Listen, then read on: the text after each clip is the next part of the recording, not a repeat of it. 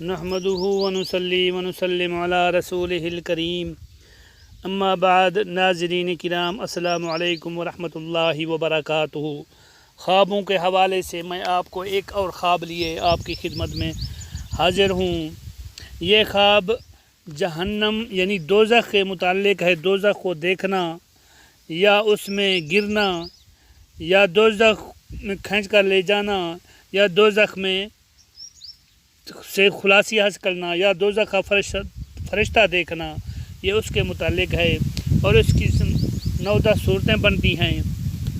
میں آپ کو اس کے بارے میں بتاؤں گا۔ اگر آپ نے میرے چینل کو سبسکرائب نہیں کیا تو سب سے پہلے میرے چینل کو سبسکرائب کر دیں اور گھنٹی کے نشان کو پریس کریں تاکہ میری نئی آنے والی ویڈیو آپ کو مل سکے۔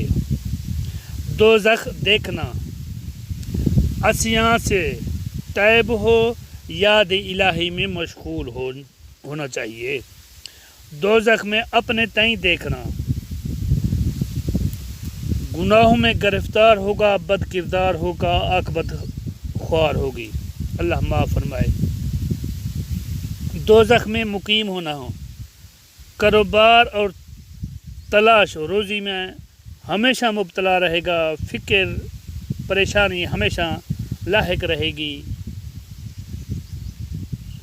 اس سے توبہ کرنی چاہیے، اللہ معاف فرمائے گا۔ دوزخ میں جلتا دیکھنا، دینا کے برے اعمال بکثرت کرے، گنہگار ہوگا اور شرمسار ہوگا، اللہ معاف فرمائے۔ دوزخ میں کھینچ کر لے جانا، مشرک اور مرتد ہوگا، اگر توبہ کرے تو راہ راست پر چلے گا، عاقبت نیک ہوگی۔